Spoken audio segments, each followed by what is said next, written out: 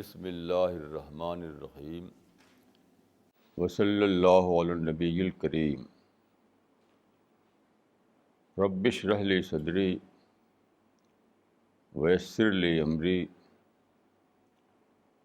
واحلل عقدۃ من لسانی یفقہوا قولی۔ آج کا ٹاپک ہے 3 periods آف ہیومن ہسٹری، انسانی تاریخ کے 3 دور۔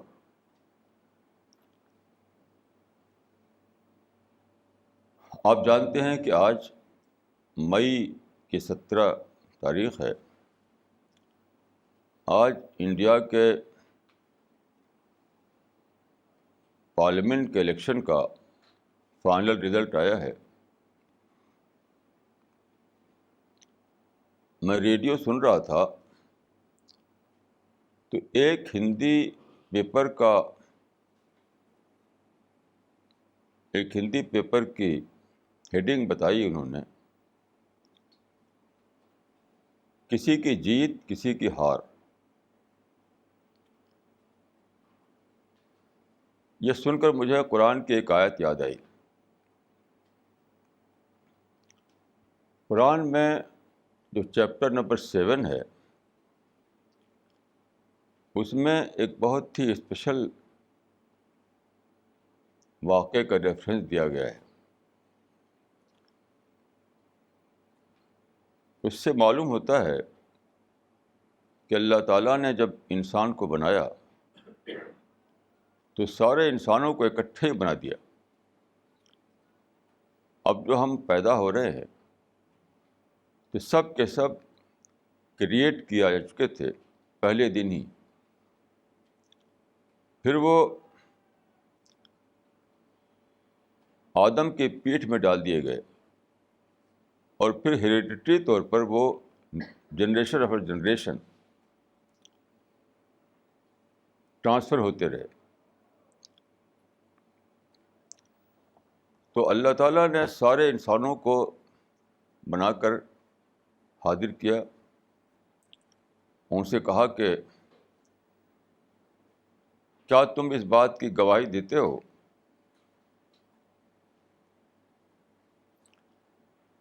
کہ میں تمہارا کریٹر ہوں، تمہارا رب ہوں،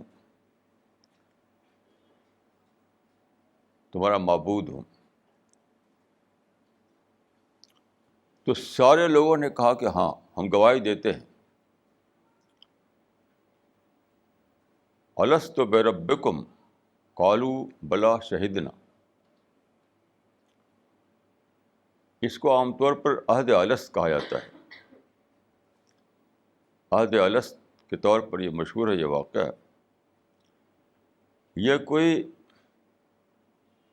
سمبولک اسٹیٹمنٹ نہیں ہے، ورچولی ایسے ہی ہوا، ایکچولی یہی واقعہ پیش آیا، اور ہم سب اپنے انکانشیس مائنڈ میں یا اپنے نیچر میں ابھی بھی اس کی یاد کو سمائے ہوئے ہیں۔ ہم سب اس کی یاد کو لے کر پیدا ہوتے ہیں۔ اس کا مطلب کیا ہے؟ اس کا مطلب ہے کہ اللہ تعالیٰ نے پیدا کر کے ہم کو یوں ہی دنیا میں ڈال نہیں دیا، بلکہ پیشگی طور پر ان ایڈوانس سب کچھ بتا دیا۔ اس آیت میں ایک بہت ہی میننگ فل بات ہے کہ اللہ تعالیٰ نے فرمایا کہ زمین و آسمان کو گواہ بنا کر میں یہ بات کہہ رہا ہوں۔ انسانوں سے کہا، یہ جو زمین و آسمان کو گواہ بنانا ہے، یہ بہت ہی میننگ فل بات ہے۔ یعنی یہ واقعہ، یہ معاملہ یا یہ کویننٹ، جس کو اردو میں یا عربی میں میثاق کہتے ہیں، انگلش میں کویننٹ کہتے ہیں، یہ ایک یونیورسل فیکٹ ہے۔ زمین و آسمان میں وہ پیوست ہے، یونیورسلی ایکسیپٹڈ فیکٹ ہے یہ بہت ہی میننگ فل بات ہے. اس میں یہ بات بھی نکلتی ہے کہ انسان کی نیچر بھی انفولڈ ہوتی رہے گی اور ساتھ ساتھ پوری یونیورس جو ہے وہ بھی انفولڈ ہو کر بتاتی رہے گی کہ ایسا ہوا ایسا ہوا. اسی کی ہسٹری کو میں سمجھتا ہوں کہ یہ ہسٹری کا نام ہے ہسٹری آف مین کائنڈ. اس کا اینڈ کہاں ہے؟ اس کا اینڈ وہی ہے جس کو قرآن میں کہا گیا یوم التغابن، day of loss and gain. آج جو تھا وہ پولیٹیکل فیوچر کا لاس اینڈ گین تھا. تو کسی ہندی اخبار میں کہا کہ کسی کی ہار کسی کی جیت. تو پوری ہسٹری اسی طرف جا رہی ہے اور آخر میں جب قیامت آئے گی تو وہ زیادہ بڑے لیول پر وہی واقعہ ہوگا، یوم التغابن کا واقعہ، لاس اینڈ گین کا واقعہ، کسی کی جیت کسی کی ہار. تو یہ جو لانگ جرنی ہے میں سوچتا ہوں تو اس کے 3 پیریڈ ہیں، 3 پیریڈ بنتے ہیں. اس کو میں کہوں گا کہ ٹریڈیشنل پیریڈ، اس کے بعد سائنٹیفک پیریڈ اور اس کے بعد ڈسکوری پیریڈ.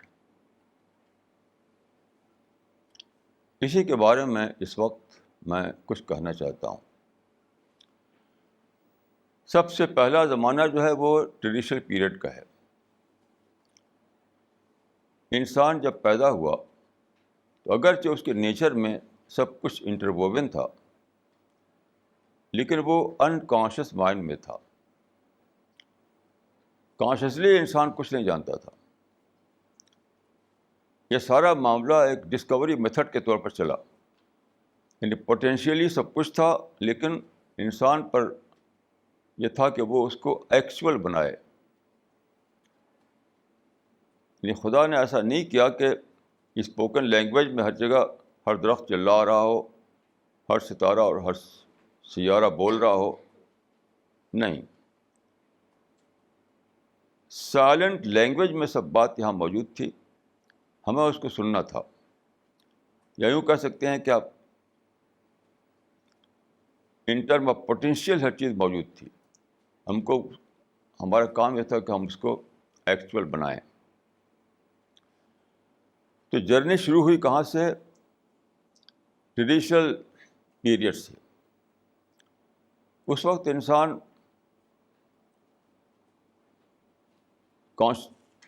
آج جو جانتے ہیں ہم جو کچھ، وہ کچھ نہیں جانتا تھا. یعنی سویلائزیشن اس کو ہم کہتے ہیں. تو سویلائزیشن سے پہلے جو تھا دور وہ تھا ٹریڈیشنل دور. سویلائزیشن سے پہلے تو ہر چیز اللہ تعالیٰ نے رکھ دیا پوٹینشیل، اور اس کو ہمیں ایکچوئل بنانا تھا. مثلاً آپ دیکھیے انسان کو فوڈ چاہیے، فوڈ، لیکن خدا نے روٹی اور چاول اور داول نہیں ہم کو پرووائڈ کر دیا. درختوں پہ پھل لگا دیے، پھل توڑ توڑ کھاؤ. پھر دھیرے دھیرے دھیرے دھیرے ڈسکور کرو اور ایگریکلچر اور ہارٹیکلچر بناؤ، فوڈ انڈسٹری پیدا کرو. اسی طرح سے دیکھیے ہمیں سواری چاہیے تو اللہ تعالیٰ نے ایسا نہیں کیا کہ ہمیں کار اور ہوائی جہاز دے دے. نہیں، اللہ تعالیٰ نے ہمیں کیا دیا؟ گھوڑے دیے. بنی بنائی سواریاں. جنگلوں میں گھوڑے ہوتے تھے، انسان نے پکڑا، ان کو ٹیم کیا اور سواری کرنے لگا. پھر دھیرے دھیرے اس نے ویل بنائی، پھر بہت دنوں کے بعد اس نے کار اور ہوائی جہاز بنائے. اس طرح سے ایک جرنی ہے، سویلائزیشنل جرنی. اسی طرح سے آپ دیکھیے آسمان میں، آپ رات کو آپ دیکھیے دلی میں تو نہیں دکھائی دیتا، کہیں بھی آپ چلے جائیے، گاؤں میں کھلی جگہ پر کہیں رات کو جگمگ جگمگ جگمگ جگمگ ستارے، عجیب انوکھا منظر ہوتا ہے، ٹربل سین ہوتا ہے، ٹربل بیوٹی. تو ایک طرف تو اس میں دیکھے بیوٹی ہے، دوسری طرف اسی کے ذریعے سے انسان سفر کرتا تھا پہلے، ڈیزرٹ میں، اوشن میں سفر کیسے کرتا تھا کہ وہاں ڈائریکشن کا پتہ نہیں ہوتا. وہاں پر جب آپ ڈیزرٹ میں ہو تو کچھ پتہ نہیں کدھر کون بستی ہے، کدھر کون بستی ہے. جب آپ اوشن میں ہوتے ہیں کچھ پتہ نہیں ہوتا کدھر کون کنٹری کدھر کون کنٹری ہے، نہ ایسٹ کا پتہ نہ ویسٹ کا پتہ. تو انسان جو ہے وہ اسٹار سے پتہ کرتا تھا، اسٹار کو دیکھ کر. پھر دھیرے دھیرے دھیرے اس نے انسٹرومنٹ بنائے. آج جو بڑے بڑے شپ چلتے ہیں وہ ستاروں سے نہیں روشنی لیتے، وہ ان کے پاس ایسے ٹول ہوتے ہیں، اس سے انہیں پتہ چلتا رہتا ہے اور سفر کرتے رہتے ہیں. ہوائی جہاز بھی ایسے کرتے ہیں. ایسی کپڑا ہے، دیکھیے اس زمانے میں انسان کیا کرتا تھا،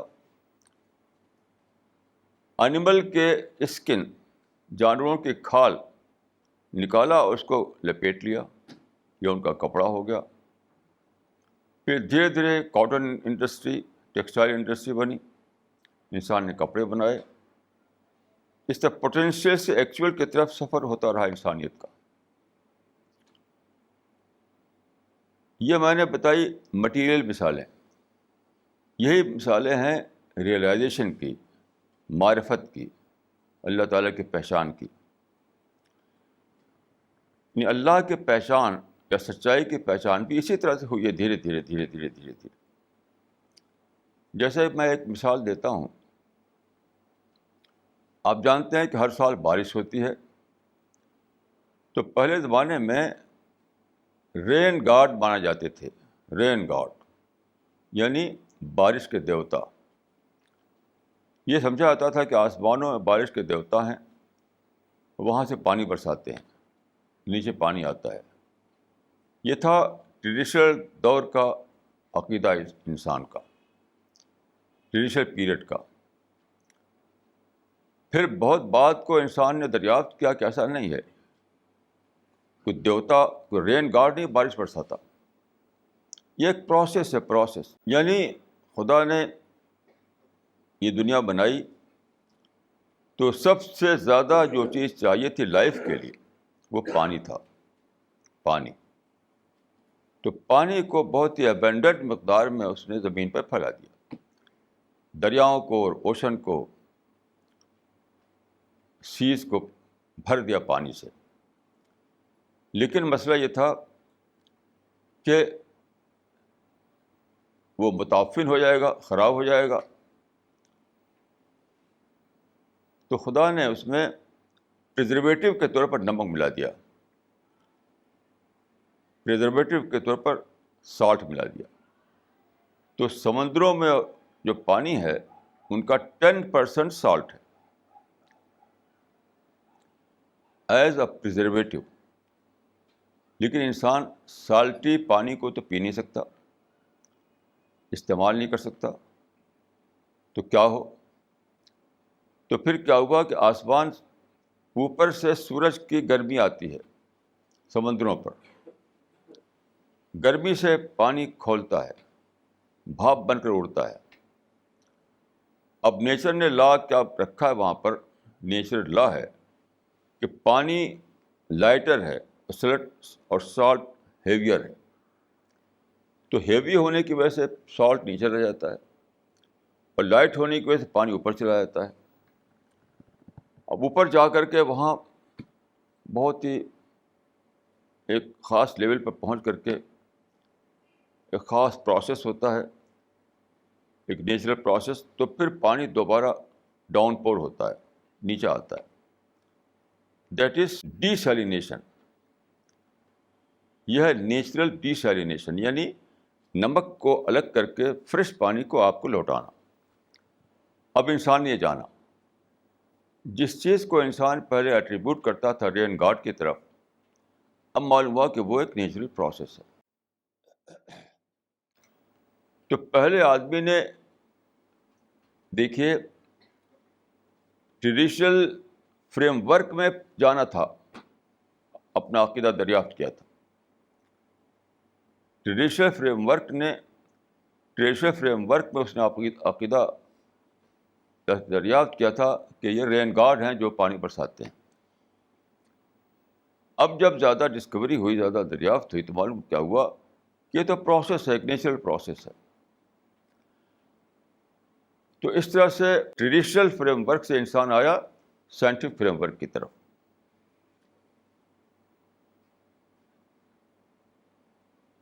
یہ جرنی ہے.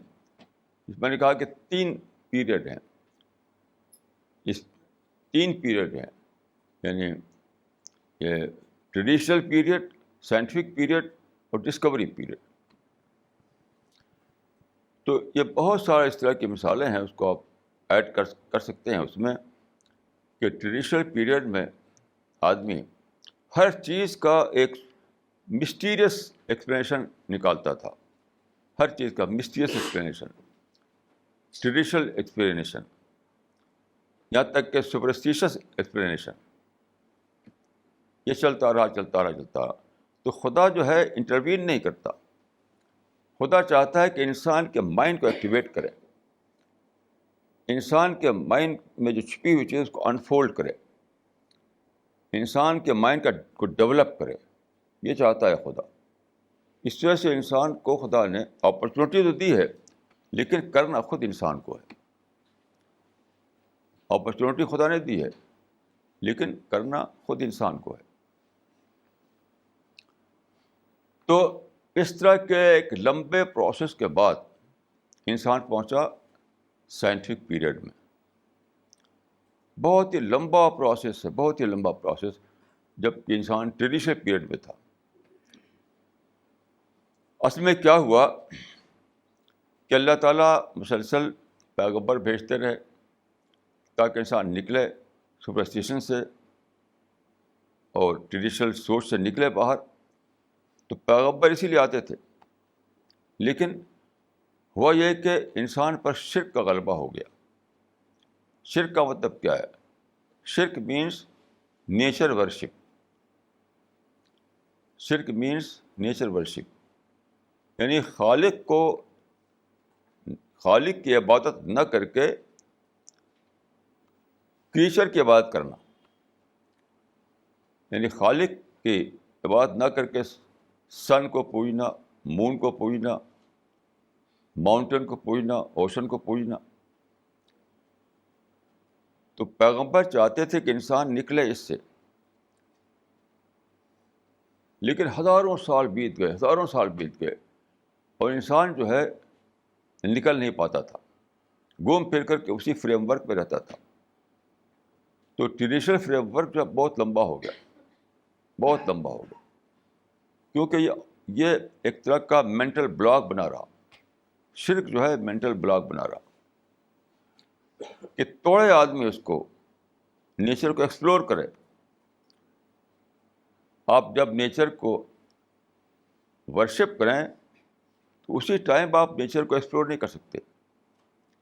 یہ بہت ہی موٹی سی بات ہے، کامن سینس کی بات ہے کہ جس چیز کو آپ ورشپ کر رہے ہوں اسی وقت آپ، یعنی جس چیز کو آپ نے بنا رکھا ہو آبجیکٹ آف ورشپ، اسی کو آپ آبجیکٹ آف انویسٹیگیشن نہیں بنا سکتے. یہ کامن سینس کی بات ہے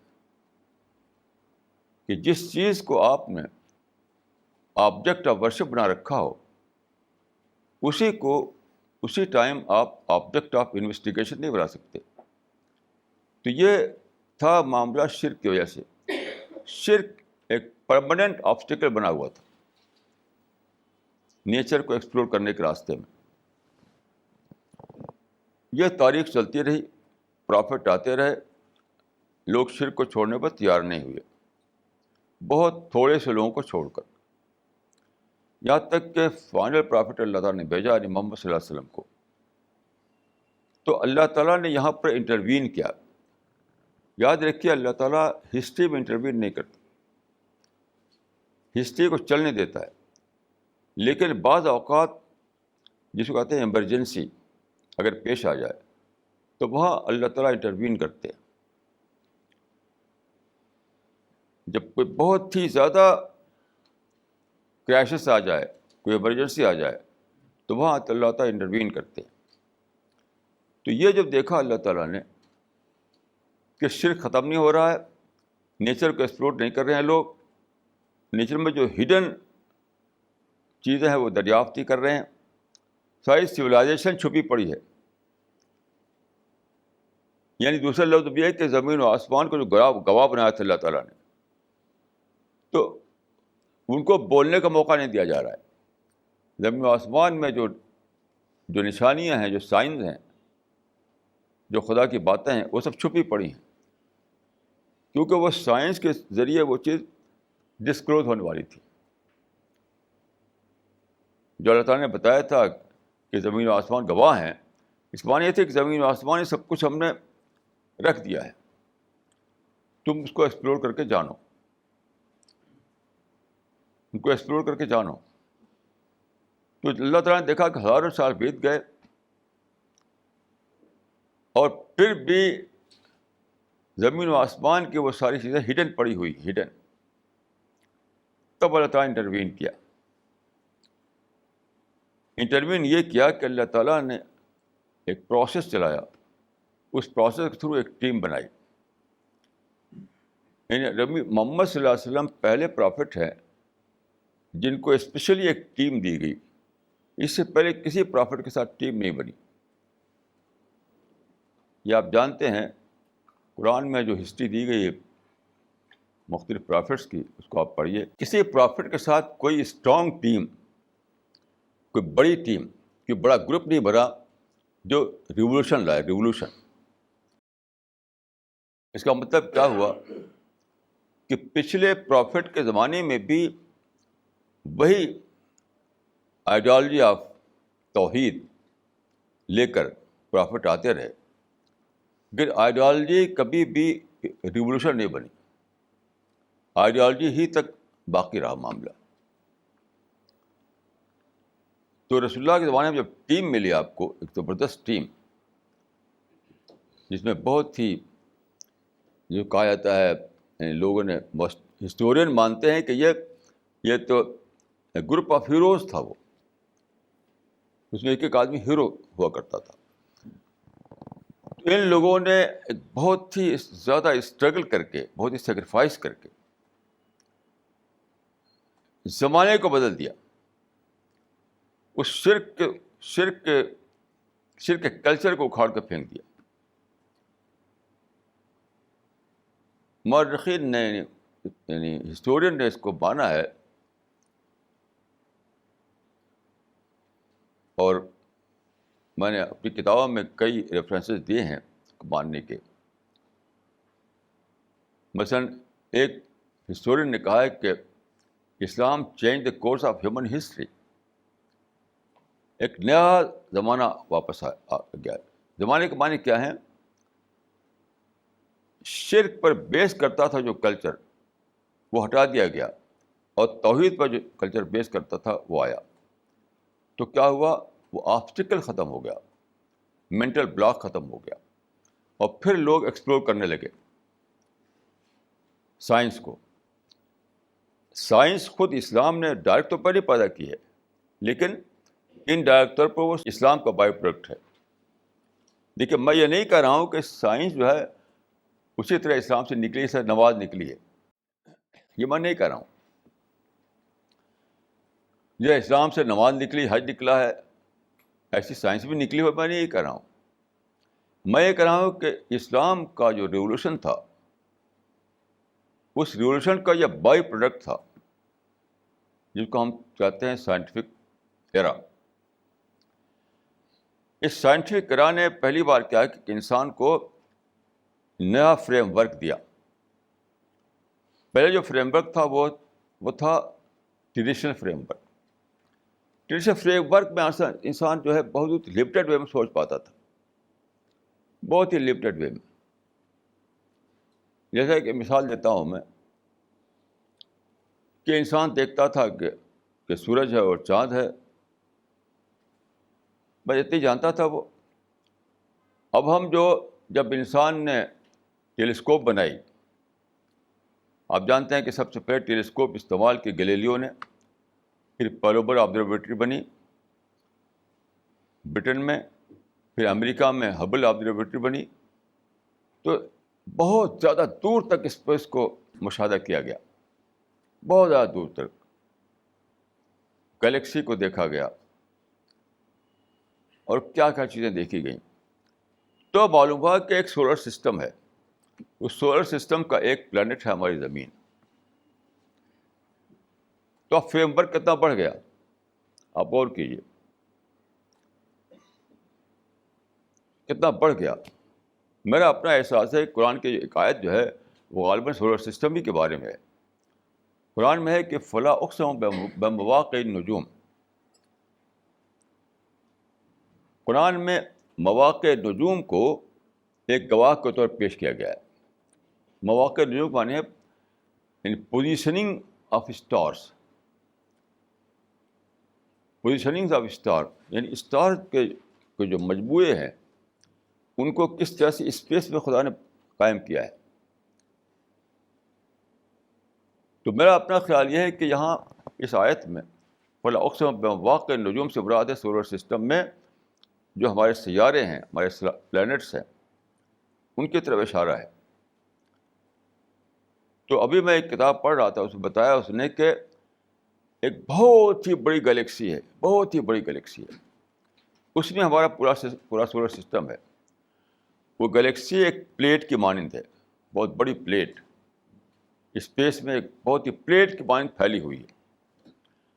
اس میں ہمارا سولر سسٹم پورا کا پورا ہے، لیکن کہاں ہے وہ؟ کارنر پر ہے. بہت ہی عجیب بات ہے یہ. سولر سسٹم اگر ہوتا سینٹر میں تو سینٹر جو ہے اسٹیبلی ہاٹ ہے، بہت ہی ڈینجرس پلیس ہے رہنے کے لیے. ہم اس کے سینٹر میں، گلیکسی کے سینٹر میں رہ نہیں سکتے تھے. تو خدا نے اس کو کارنر پر رکھ دیا تو ہم سیف طور پر وہاں رہ سکتے ہیں. اسی کو غالباً قرآن میں کہا گیا فلا اقسم بمواقع النجوم، یعنی پوزیشننگ جو ہے، پوزیشننگ اسٹارس کے اور پلانٹ کی، وہ گواہ ہے کہ اس کائنات کے خدا ہے، ایک پلانر ہے، ایک ڈیزائنر ہے. تو یہ کب معلوم ہوا؟ یہ سائنٹیفک دور میں معلوم ہوا. تو میں یہ کہہ رہا ہوں کہ انسان کو خدا نے پیدا کیا تو اس وقت وہ صرف ٹریڈیشنل وے میں سوچ پاتا تھا. خدا چاہتا تھا کہ سائنٹیفک ریولیوشن آئے، چیزیں کھلیں، چیزیں ڈسکلوز ہوں، تاکہ آدمی کو ایک براڈر فریم ورک ملے، جس کو میں کہتا ہوں سائنٹیفک فریم ورک، تو زیادہ باتوں کو جان سکے وہ. اب میں آتا ہوں یہاں کے سائنٹیفک فریم ورک جب پیدا ہوا تو کیا ہوا. دیکھیے، نیوٹن کو مانا جاتا ہے کہ وہ ماڈرن سائنس کا فادر آف ماڈرن سائنس ہے. نیوٹن جو ہے وہ فادر آف ماڈرن سائنس ہے. نیوٹن نے کیا بتایا؟ 400 سال پہلے کا زمانہ ہے نیوٹن کا. نیوٹن کی ڈیتھ ہوئی تھی 1727 میں، یعنی 1727 کی ڈیتھ ہوئی ہے 1727 میں، یعنی 400 سال پہلے کا زمانہ ہے نیوٹن کا. اس وقت اس نے کیا بتایا؟ اس نے بتایا کہ matter is the building block of universe. Matter is the building block of universe, یہ نیوٹن نے کہا. یعنی سائنس سے سائنس شروع ہوتی ہے. جب سائنس انٹر ہوئی اسٹڈی میں تو پہلی ڈسکوری جو ہوئی، پہلی ڈسکوری نیوٹن کے ذریعے سے، اس وقت اس نے بتایا دنیا کو، یہ خبر دی کہ matter is the building block of universe. یہ سب کچھ میٹر سے بنا ہے، سب کچھ میٹر سے بنا ہے، سب کچھ میٹر سے بنا ہے. اسی سے ایتھیزم نکلا. یعنی ایتھیزم جو تھے، ایتھیسٹ جو تھے، انہوں نے ہائی جیک کر لیا اس نظریے کو. ایتھیسٹ ویر ہائی جیکر. یعنی سائنس نے ایتھیزم نہیں پیدا کیا، کچھ ایتھیسٹ تھے، انہوں نے ہائی جیک کر کے اس کو استعمال کیا اور کہا کہ کہ پھر تو خدا کی ضرورت ہی نہیں، سب کچھ میٹر سے ہو رہا ہے. لیکن ہسٹری رکی نہیں، ہسٹری آگے بڑھی، یہاں تک کہ دیکھیے آئنسٹین پیدا ہوا. آئنسٹین کی ڈیتھ ہوئی ہے 1955 میں، یعنی میرے زمانے میں. نیوٹن تو میرے اس سے پہلے کا آدمی ہے، 1727 میں وہ مر چکا تھا وہ، لیکن آئنسٹین تو میرے زمانے میں مرا ہے 1955 میں، جبکہ میں آدم میں تھا. تو آئنسٹین نے ہسٹری کو آگے بڑھایا، ہسٹری آف تھاٹ کو آگے بڑھایا. تو کہا کہ energy is the building block of universe, کہ میٹر نہیں بلکہ انرجی، کیونکہ آپ جانتے ہیں کہ اس نے بتایا کہ کنورٹیبل ہے میٹر اور انرجی دونوں. میٹر کو انرجی میں کنورٹ کر دیے، انرجی کو میٹر میں کنورٹ کر دیے. تو آئنسٹین نے یہ بتایا energy is the building block of nature. اب ہسٹری آف تھاٹ ایک قدم آگے بڑھی،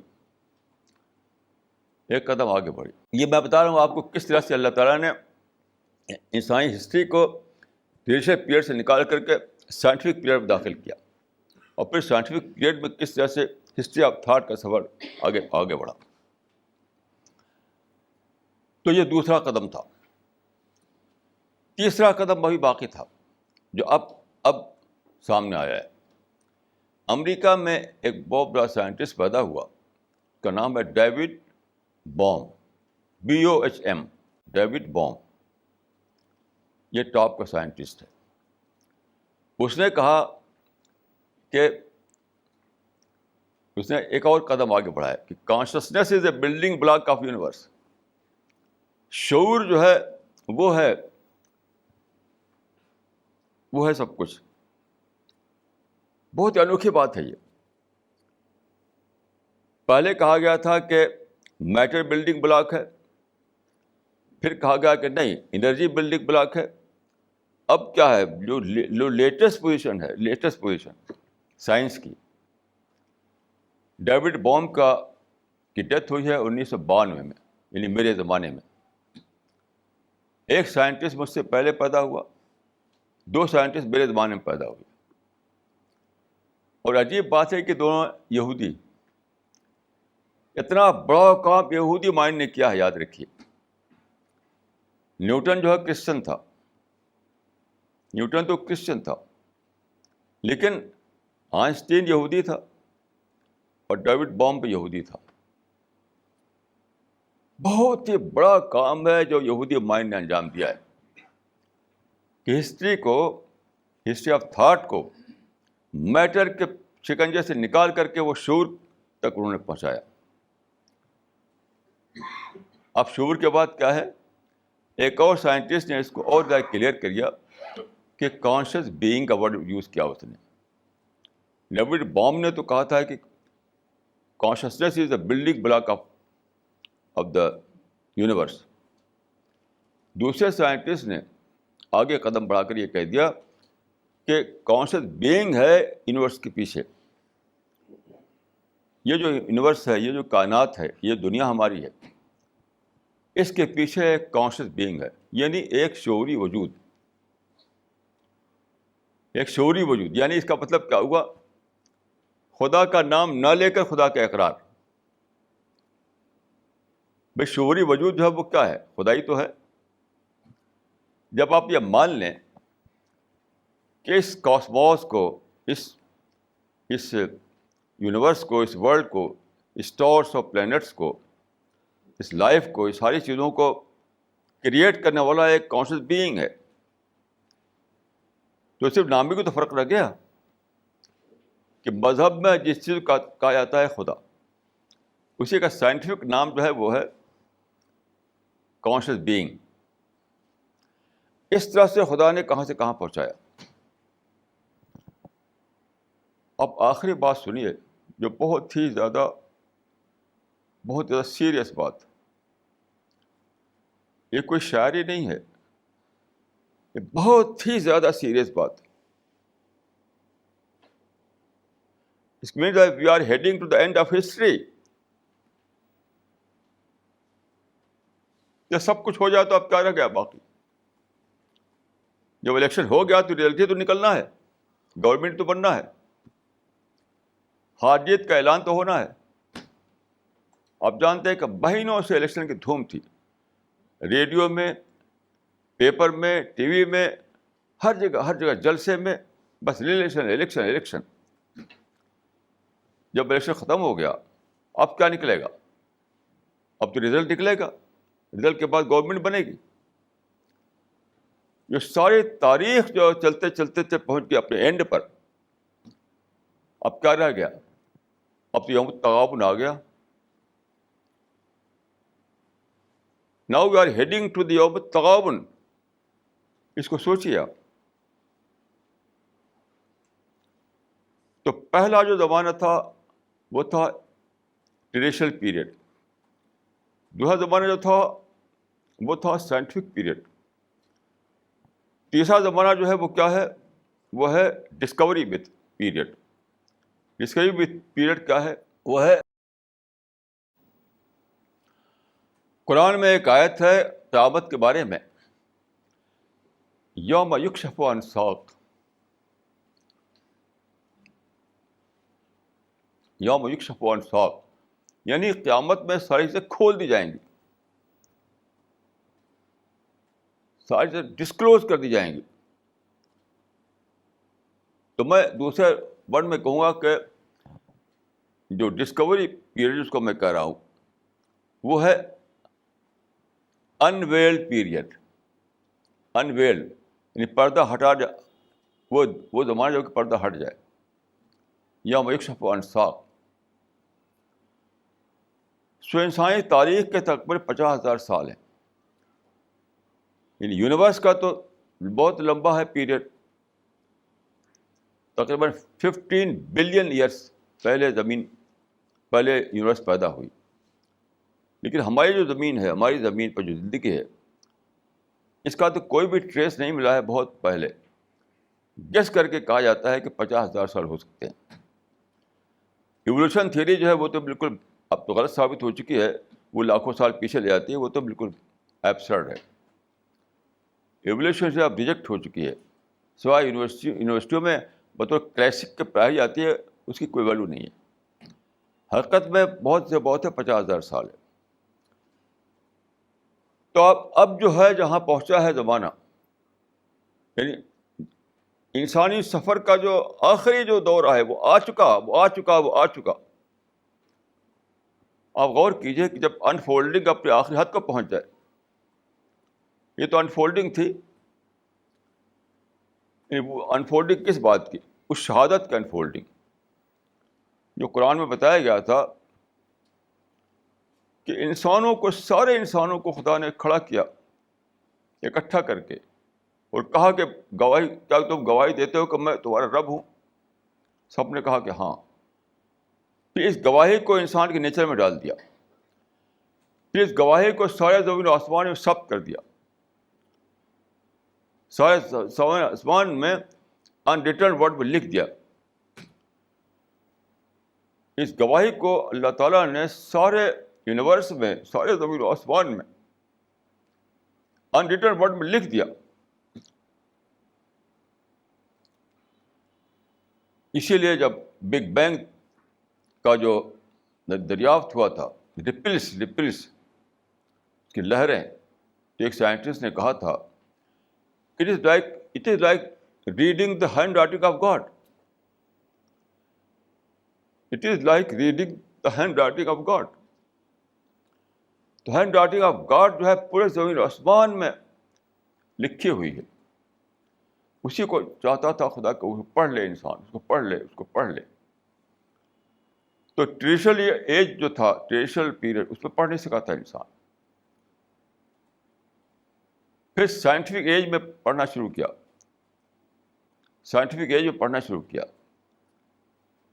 پڑھتے پڑھتے اب اس کا اینڈ آ چکا ہے. آپ غور کیجئے کہ اب کیا بات باقی ہے. جب سائنس نے بول دیا کہ ایک کانشیس بینگ جو ہے جو اس یونیورس کے پیچھے ہے، بات کیا ہے دیکھیے. جو یونیورس جو یونیورس سائنس نے دریافت کی ہے وہ اتنا زیادہ میننگ فل ہے، اس میں اتنا زیادہ ڈیزائن ہے کہ کوئی مان نہیں سکتا کہ یہ یوں ہی ہو گئی. جیسے میں ایک مثال دیتا ہوں آپ کو. یہ ہم آپ بیٹھی ہوئے یہاں پر، یہ ہمارا ایک آڈیٹوریم ہے، اس میں بلڈنگ ہے، انسان بیٹھے ہیں، کوئی بول رہا ہے، کوئی سن رہا ہے، کوئی ڈیوائس ہے، کوئی کیمرہ ہے، کمپیوٹر ہے، یہ سب چیزیں ہیں. تو جب نیوٹن نے کہا تھا کہ matter is the building block of universe, تو 38 لوگوں نے یہ کہا، جیسے کہ میں نے کہا تھا ہائی جیک کر کے، کہ سب کچھ جو ہے وہ blind interplay of chemical and physical forces. یہ جو کچھ ہے دنیا میں ہے، چاہے لائف ہو چاہے اور چاہے چیزیں ہوں، that is blind interplay of chemical and physical forces, یہ کہا گیا تھا. اب معلوم ہے کہ تو ہے ایسا ہو نہیں سکتا. اس سائنس نے جو دنیا دریافت کی اس میں اتنا زیادہ پلاننگ ہے، انٹیلیجنٹ پلاننگ، کہ کیسے کوئی کہہ دے گا کیسے یہ. تو اس کو میں کہتا ہوں اگر کہیں آپ رہتے ہوں کہیں دور کسی آئی لینڈ میں، وہاں سنیں کہ ایک آڈیٹوریم ہے دلی میں، وہاں کچھ روبوٹ رہتے ہیں، وہ بلائنڈ انٹرپلے کرتے ہیں. وہ سپوز ایسا سنیں آپ کہ لائف لیس اور مائنڈ لیس روبوٹ ہیں کچھ جو اس کے اندر بلائنڈ انٹرپلے کرتے رہتے ہیں. اچھا، اب وہاں سے آپ آئیں اور دیکھیں اس کو، تو کیا آپ پھر بھی مانتے رہیں گے اس کو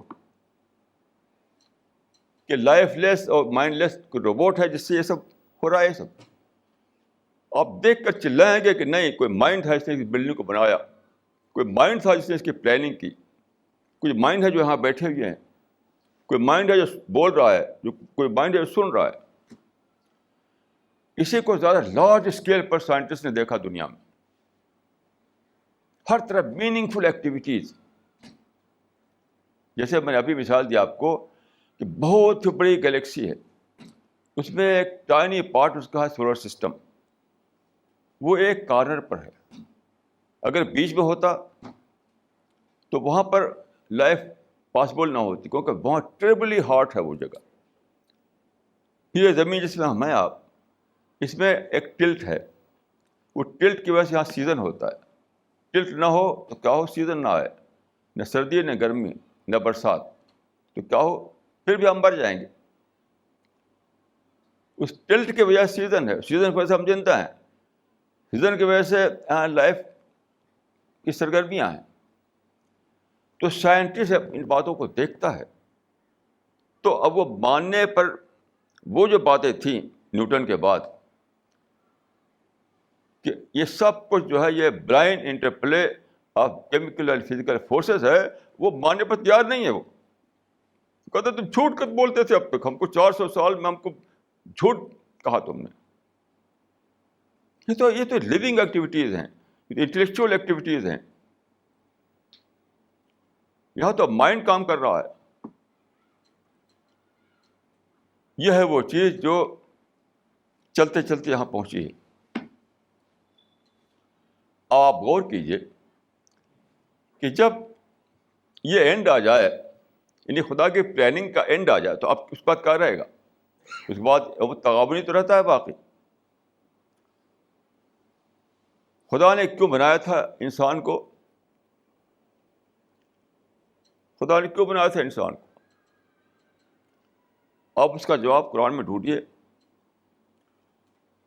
خدا نے بنایا اس لیے تھا انسان کو کہ خدا نے اپنے ایک پرفیکٹ ورلڈ بنائی، ایک آئیڈیل ورلڈ بنائی، جس کو قرآن میں جنت کہا گیا. خدا چاہتا تھا کہ وہاں کچھ مخلوق رہے جو خدا کی حمد گائے، جو خدا کی معرفت حاصل کرے.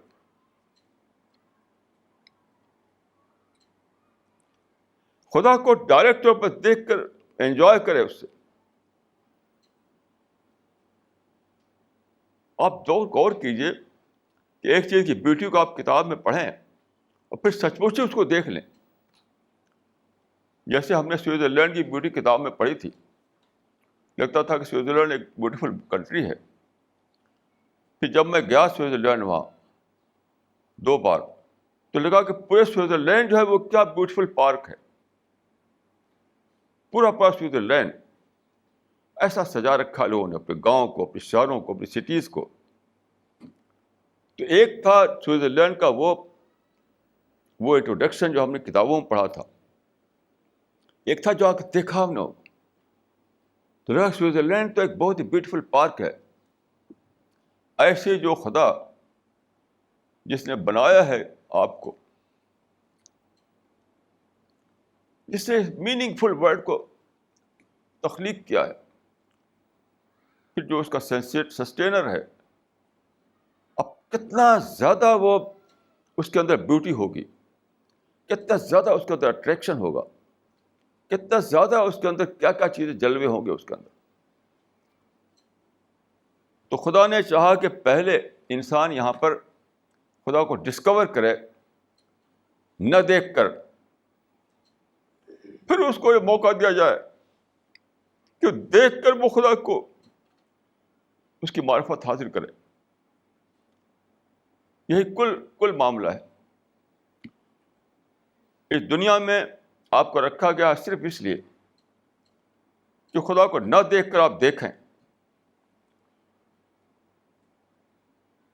تاکہ آپ کو یہ بلیسنگ ملے, یہ بلیسنگ کہ خدا کو آپ دیکھ کر دیکھ سکیں, خدا کو دیکھ کر آپ اس کا جلوہ پا سکیں. یہی ہے اس کو میں کہا کرتا ہوں ڈسکوری میتھڈ. اور یہ ڈسکوری ہے, اس کے بعد آبزرویشن ہے. تو سب کچھ ہو چکا, آپ کیا باقی ہے بتائیے؟ اب تو وہی واقع ہے کہ یوم التغابن آ جائے, ہار جیت کا دن.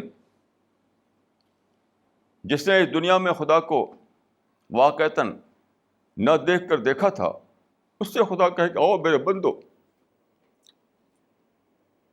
اب تم میرا جلوہ دیکھ سکتے ہو. اور جو اس دن میں بلائنڈ رہا تھا, بلائنڈ, اندھا بنا رہا تھا, اس کو ریجیکٹ کر دیا جائے گا, رد کر دیا جائے گا, اس کو بڑے خانے میں ڈال دیا جائے گا.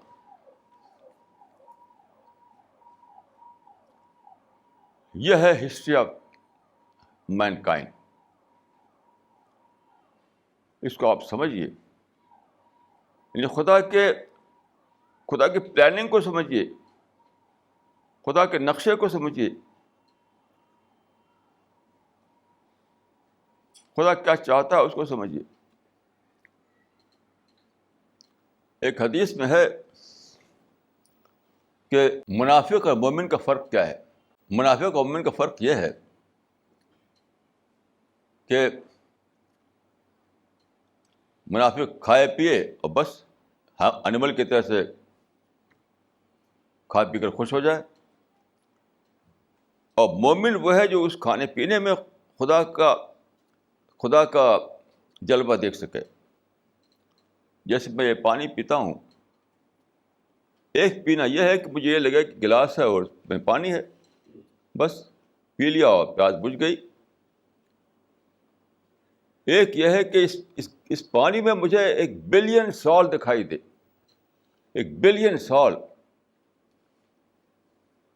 15 بلین سال. 15 بلین سال پہلے خدا نے یونیورس بنائی, پھر 1 بلین سال پہلے اس نے سولر سسٹم بنایا, پھر اس نے زمین بنائی.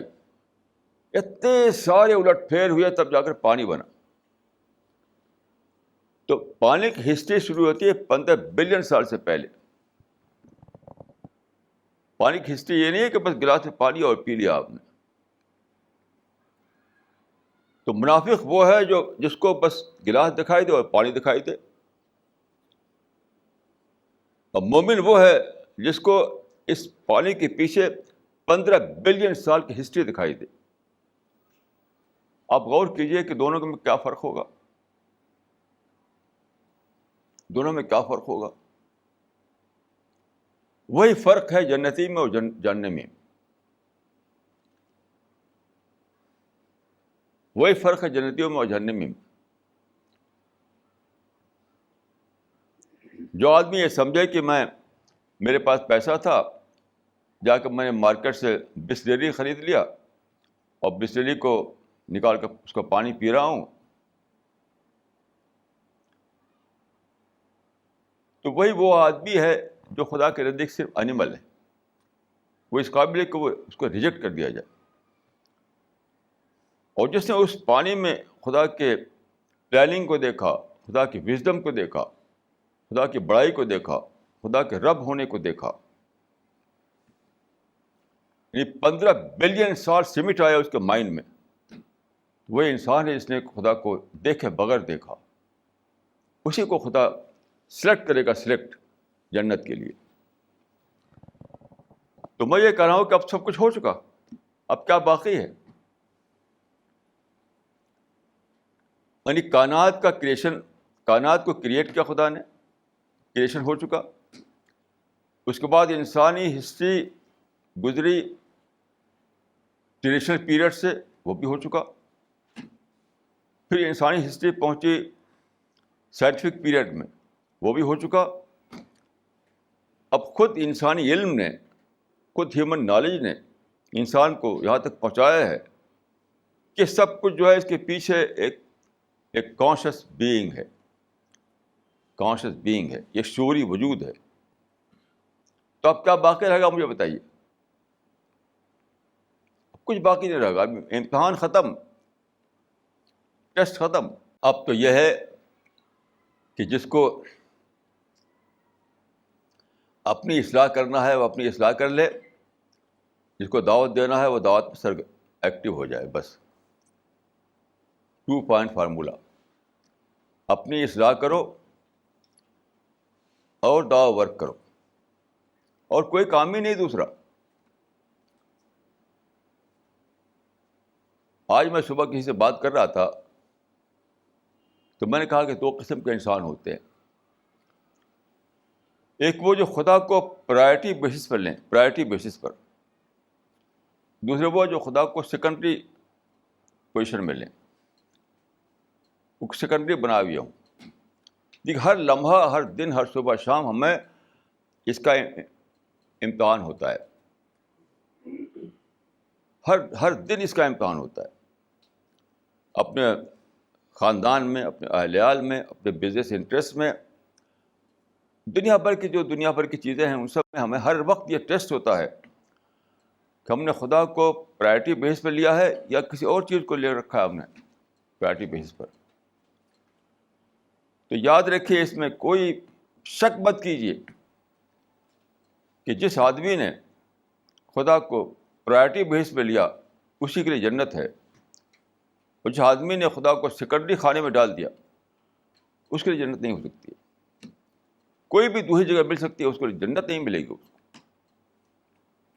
آپ غور کی، جنت خدا ایسے لوگوں کو دے گا جنہوں نے خدا کو پرائرٹی بیس پہ لیا ہی نہ ہو. اس دنیا میں ایک بیٹا اپنے ماں کو نہیں مان سکتا اگر اس کی ماں سب سے زیادہ محبت اپنے بیٹے سے نہ کرے.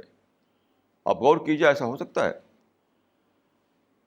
ایک وائف اپنے ہسبینڈ کو نہیں مان سکتی ہے اگر اس کا ہسبینڈ اپنے وائف سے سب سے زیادہ محبت نہ کرے.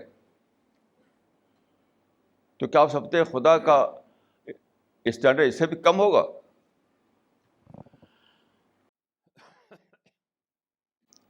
تو ہمیں کیا کرنا ہے؟ ہمیں سے ہر ایک کو فیصلہ کرنا ہے کہ اگر اس کو پیراڈائز چاہیے اور اس جنت چاہیے اور خدا کی بلیسنگ چاہیے تو خدا کو وہ پرائرٹی بیسس پر لے. خدا کو پرائرٹی بیسس پر لے،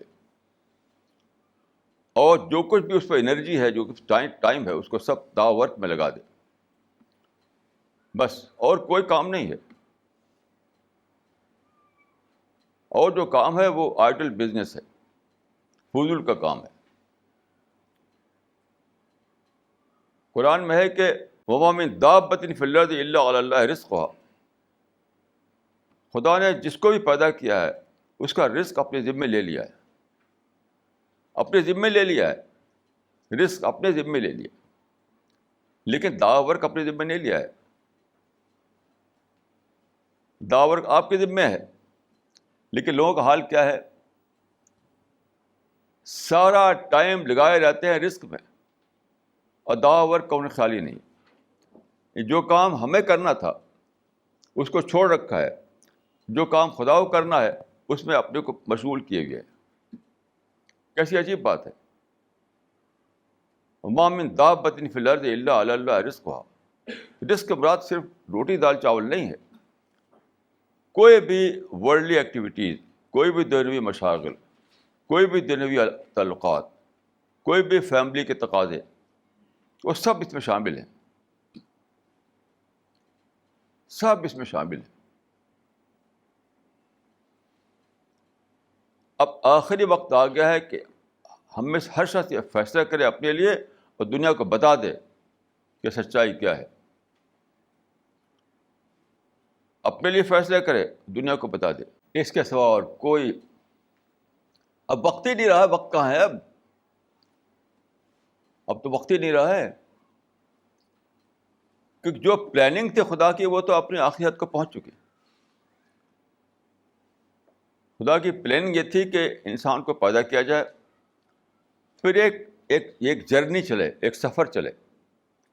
اس سفر کا آغاز ہوا ٹریڈیشنل پیریڈ سے، ایک لمبا دور وہ گزرا. پھر سائنٹیفک پیریڈ آیا، وہ بھی اپنے فائنل اس پر پہنچ گیا. تو اب تو اینڈ ہے. اب کیا ہے آگے؟ تو وہی ہے، یوم التغابن ہے، ڈے آف ججمنٹ ہے. اس دن کا آنا ہے جب کہ اس پوری مدت میں جو لوگ پیدا ہوئے ان کو ان کے عمل کے حساب سے خدا کی بلیسنگ ملے یا بلیسنگ نہ ملے. تو اب تو اینڈ آف ہسٹری آ گیا، اینڈ آف ہسٹری.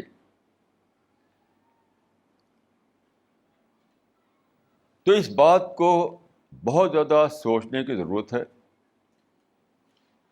بہت زیادہ دھیان دینے کی ضرورت ہے، بہت زیادہ انٹراسپیکشن کرنے کی ضرورت ہے. حدیث میں آتا ہے کہ آج تم ایک ایسی دنیا میں ہو جہاں عمل ہے مگر ریوارڈ نہیں ہے. کل تم ایک ایسی دنیا میں ہو جہاں ریوارڈ ہوگا مگر عمل نہیں ہوگا. تو بس یہی چیز سوچنا ہے، اسی کے مطابق اپنی پلاننگ کرنی ہے، اسی کے مطابق جینا ہے، اسی کے مطابق مرنا ہے. اقول قولی ھذا واستغفر اللہ لی ولکم اجمعین.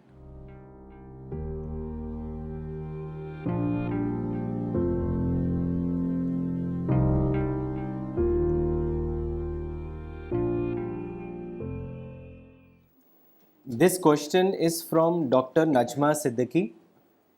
As all the individuals have already been created by God in the beginning, do you think that the day of judgment would come after all of them have been born and tested? Yes, they have already born. I don't think that the list is incomplete. According to my perception, the list has reached to the end. So there is no need to delay. Why delay? It is I'm not saying that this is written in the Quran or Hadith this way, but there is a verse, there is a hadith, fi لِكُلِّ آیَةٍ مِّنْهَا ظَهْرٌ وَبَطْنٌ.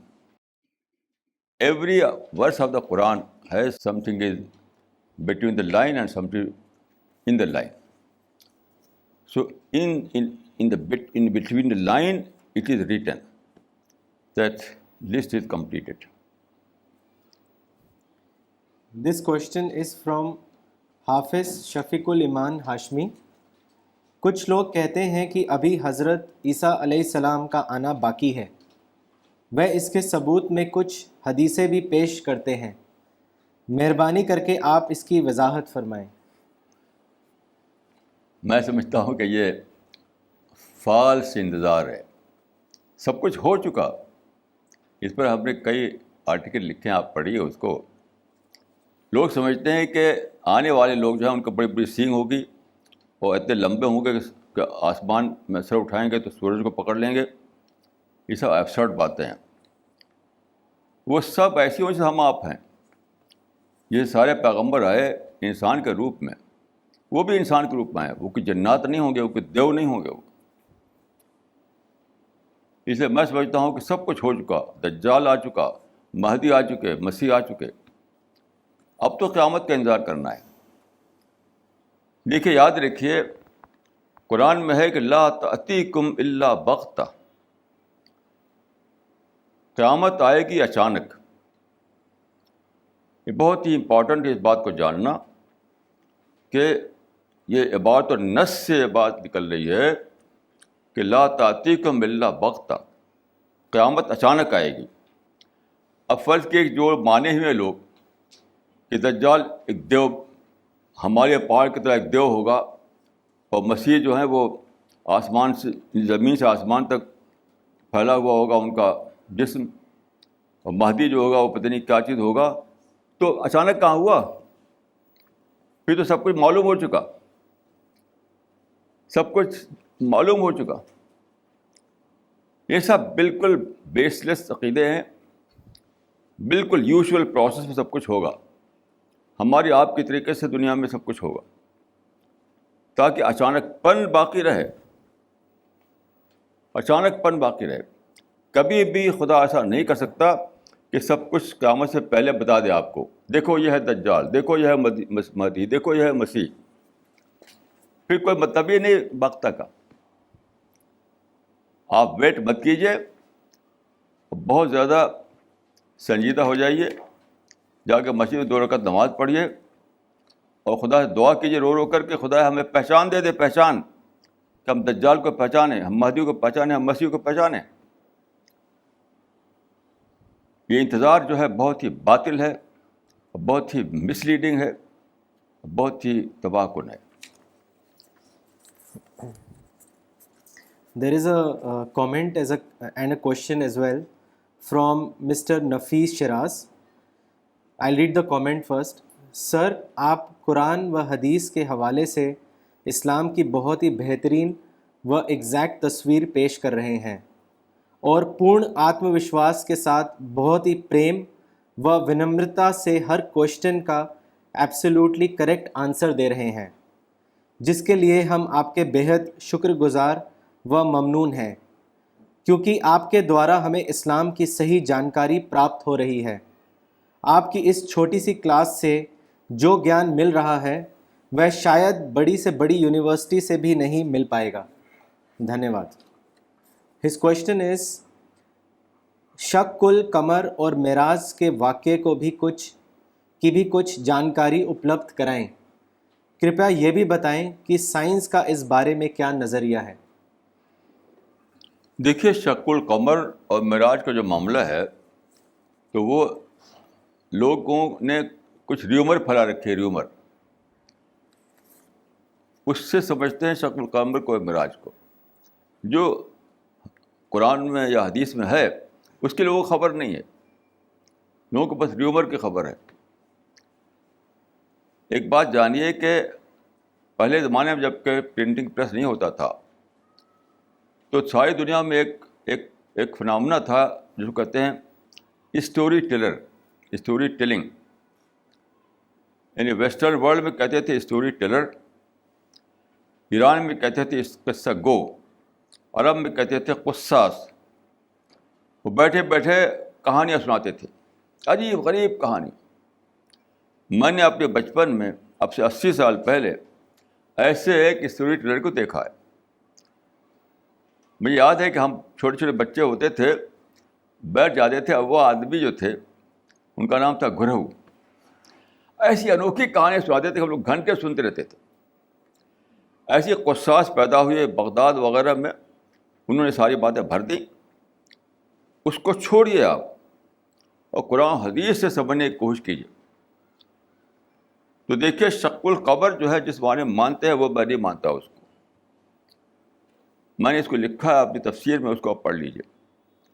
یعنی یہ کہ لوگوں نے آپ سے مانگ کی کہ ہمیں دکھاؤ کچھ، تو رسول اللہ نے ہاتھ سے اشارہ کیا اور چاند 2 ٹکڑے ہو گیا. ایسی کوئی حدیث نہیں ہے.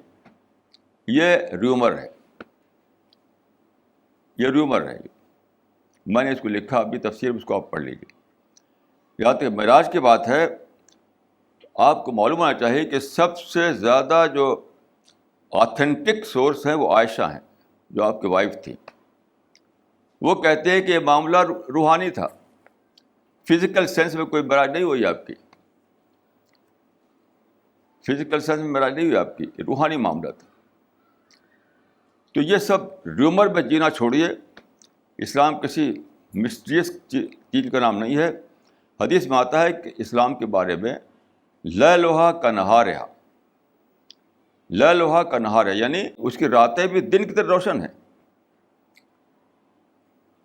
آپ نے فرمایا کہ میں لے کر آیا ہوں ایک بہت ہی روشن مذہب دین کو, بیضاء نقیہ, بہت ہی سفید شفاف صاف, لیلھا کنہارھا, اس کی راتیں بھی دن کی طرح روشن ہیں.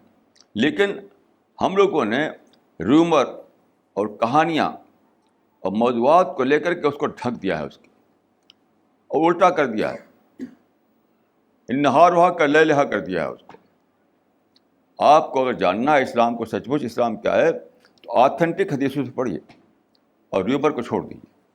This question is from Qazi Muhammad Mia. Maulana, please explain the Taqdeer and Tadbir. What is its importance in the human life?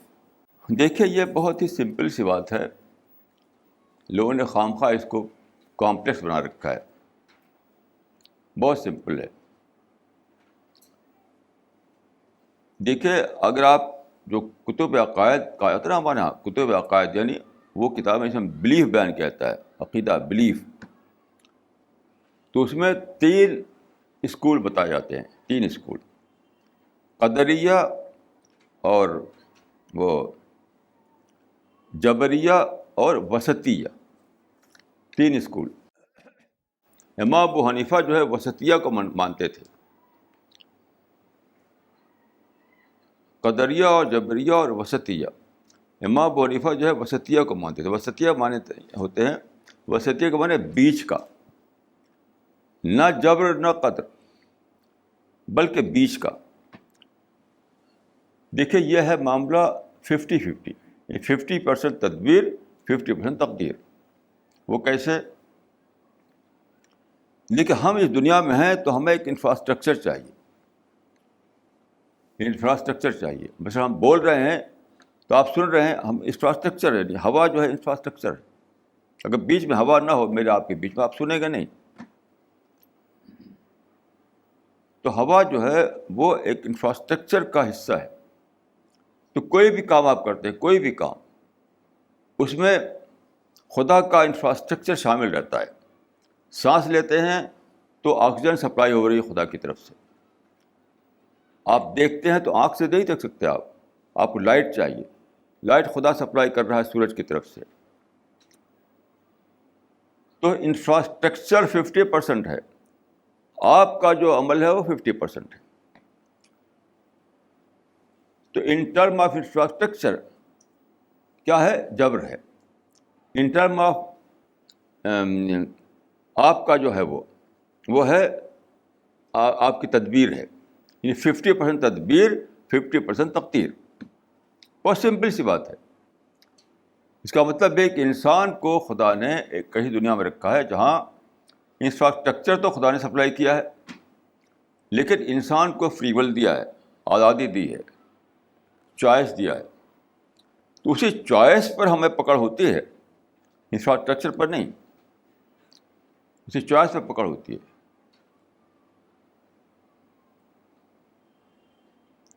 مثلاً فرض کیے کہ ہم میدان میں ہیں, ابھی اولا برسا تھا بہت, فرض کے میدان میں ہیں, اولا گرا, ہم مر گئے اس میں, تو اس پر ہماری پکڑ نہیں ہوگی. لیکن اگر آپ جا رہے ہیں, کہیں ایک ندی آ گئی, اب چھلانگ لگائی آپ نے, اب ان کے بیچ تک پہنچ سکتے تھے آپ, اس پار نہیں پہنچ سکتے تھے, اب ڈوب کر مر گئے, تو آپ کی پکڑ ہوگی, کیونکہ تمہیں چھلانگ کیوں لگائی؟ اولا برسا تھا آسمان سے, تو آپ پڑ گئے اس میں اور مر گئے, تو ٹھیک ہے. پکڑ نہیں ہوگی. لیکن اس پر آپ پکڑے جائیں گے کہ آپ نے خواہ چھلانگ لگا دی جب کہ آپ اتنی طاقت نہیں تھی کہ آپ ادھر پہنچ سکے اس پر. تو یاد رکھیے تقدیر اور تدبیر دونوں کا معاملہ 50-50 کا ہے. انفراسٹرکچرل حصہ جو ہے وہ 50% ہے, ہماری تدبیر 50% ہے. ہماری پکڑ تدبیر پر ہے, یعنی جہاں ہمارا چوائس ہے وہاں پکڑ ہے, جہاں چوائس نہیں ہے وہاں پکڑ نہیں ہے. This question is from Miss Sadia Khan. What is the meaning of consciousness is the building block of universe? Does it mean a conscious being behind the making of this universe? Or does it refer to man's consciousness? Man consciousness تو اپنے آپ وہ creature ہے, وہ creator نہیں ہے. انسان کا جو شعور ہے وہ تو کریچر ہے, وہ مخلوق ہے, اس لیے اس معنی میں لینا بالکل غلط ہے. سائنس نے صرف یہ بتایا ہے, یہیں تک پہنچایا ہے کہ behind this universe there is a force. اس فورس کو پہلے سمجھا تھا کہ وہ بیٹر ہے, پھر سمجھا گا کہ انرجی ہے, اب سمجھتے کہ کانشیسنیس ہے, شعور ہے. بس اس کے آگے ایڈ آپ کو کرنا ہے کہ اس کانشیسنیس کو آپ کو نیا ٹرم آپ کو دینا ہے. اور میں نے یہ ٹرم دیا ہے کہ وہ خدا ہے. میں نے اس پر کئی پیج کا ایک آرٹیکل لکھا ہے, اس کو آپ دیکھ سکتے ہیں. This question is from Mr. Khalid Ansari.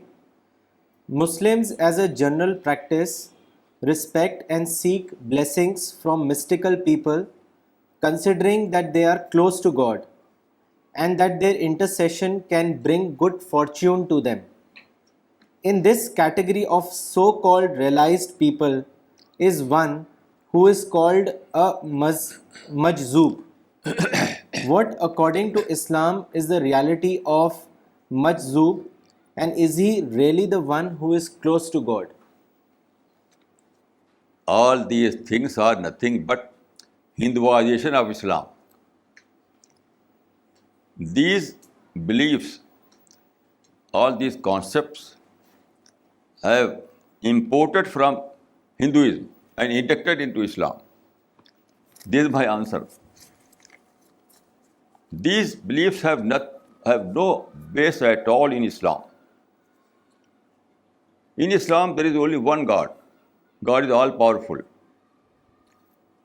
No person other than God has any power. It is completely Hindu concept. So it is a Hinduization of Islam. In India, Muslims fail to Islamize Hinduism. Instead, they Hinduize the Islam. This is the sad story of Muslims in this world. کیوں یہ ہوا کہ مسلمان یہاں India میں آئے تو politics بولے گئے, یعنی دعوت کو انہوں نے کنسرن نہیں بنایا. پہلے زمانے میں بادشاہ لوگ کیا کرتے تھے, ٹریٹری بڑھانا. بس اب کیا ہے وہ پولیٹیکل جھگڑے کھڑا کرنا. اور اس کا سب سے بڑا جھگڑا تھا پاکستان. یعنی پاکستان ایک ایسا بلنڈر تھا جو پوری ہسٹری میں نہیں کیا گیا. وہ بلنڈر آپ کے کلمنیشن میں پہنچ گیا ہے کہ آپس میں لوگ لڑ رہے ہیں. آپ جانتے ہوں کہ میڈیا میں آج کل کیا ہو رہا ہے, آپس ہی میں لوگ لڑ رہے ہیں. 60 برس سے آپس میں لڑ رہے ہیں, آج ہی نہیں لڑ رہے ہیں, 60 برس سے. تو انڈیا میں مسلمانوں نے دعوت کو کبھی اپنا کنسرن نہیں بنایا. انہوں نے پولیٹیکل پاور کو کنسرن بنایا, ٹریٹری بڑھانا یہ ان کا مقصد تھا, اور پولیٹیکل جھگڑے کھڑا کرنا یہ سب مقصد تھا. ہیٹ کا جنگل اگا دیا انہوں نے. سب سے بڑا جو گناہ کیا گیا انڈیا میں وہ ہیٹ کا جنگل ہے. جو پاکستان بنا تھا جس کے پیچھے بڑے بڑے مائنڈ تھے, اقبال اور جناح اور مودودی اور کون شبیر عثمانی, وہ کا ہیٹ کا جنگل تھا, وہ ہیٹ کا جنگل. تو ہم اسی کو انہیریٹ کر رہے ہیں. کم سے کم اتنا مسلمانوں کو اللہ تعالیٰ کا اگر معافی یعنی چاہنے کو بخش دیا جائیں تو کھل کے چلا کر اعلان کریں کہ ہمارے یہ سارے اکابر غلطی پر تھے, ہم نے حماقت کی, ہم نے انڈیا میں جھوٹی پالیٹکس چلائی, چلا کر بولیں. اگر وہ نہیں بولیں گے تو خدا کے پکڑ جائیں گے. ان اکابر کو آج بھی اگر پوچھتے ہیں تو خدا کے ہاں آپ کی بخشش ہونے والی نہیں ہے, مجھے اس پہ ذرا بھی شک نہیں ہے. جن اکابر نے انڈیا میں ہیٹ کا جنگل اگایا اور ہندوؤں کو متنفر کر دیا اسلام سے, وہ اکابر تھے, اساگر سے بدتر تھے وہ لوگ. آج کسی بھی ہندو سے ملیے آپ, کسی بھی ہندو سے XYZ سے, اسے پوچھیے, اس کے سینے میں ہیٹ بھرا ہوا ہوگا اسلام کے خلاف, مسلم کے خلاف. یہ ہیٹ کس نے پیدا کیا, مجھے بتائیے, کس نے پیدا کیا؟ انہی لوگوں نے جو کہ اکابر سمجھتے ہیں. یہ فالس اکابر, فالس اکابر.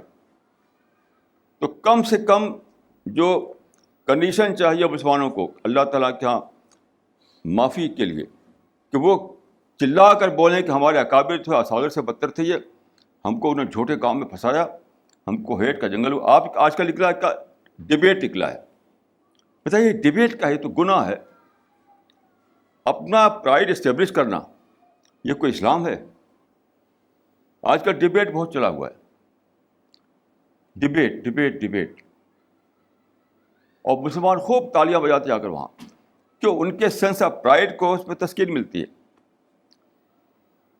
یعنی ہندوؤں میں نفرت آتی ہے اور مسلمانوں میں پرائڈ آتا ہے, اس کا نام ہے debate. What is debate? It inculcates hate among Hindus and it inculcates pride among Muslims. Is it dawah? Is it Islam? یہ سب آپ کو چلا کر بولنا پڑے گا کہ یہ سب گمراہی ہے, یہ سب باطل ہے, یہ سب فالسہوڈ میں جینا ہے. نہیں تو خدا کے یہاں پکڑ ہونے والی ہے, اور پکڑ کا دن بہت جلد آنے والا ہے, بہت جلد آنے والا ہے. اب دیر نہیں ہے اس پکڑ کا دن کچھ آنے میں. This question is from Dr. Farida Khanam. There is a hadith which says that 2 sur will be blown. The second sur will be blown after a period of 40 years, which will signal the end of the world. What does this mean? ہاں,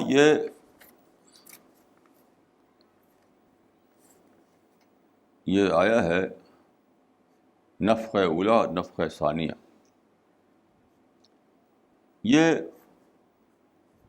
اتنا آسان نہیں ہے, صرف میں بتا سکتا ہوں جو میرا انٹرپریٹیشن ہے, جو میرا انٹرپریٹیشن ہے اس کو میں بتا سکتا ہوں. باقی واللہ عالم بالصواب. میں سمجھتا ہوں کہ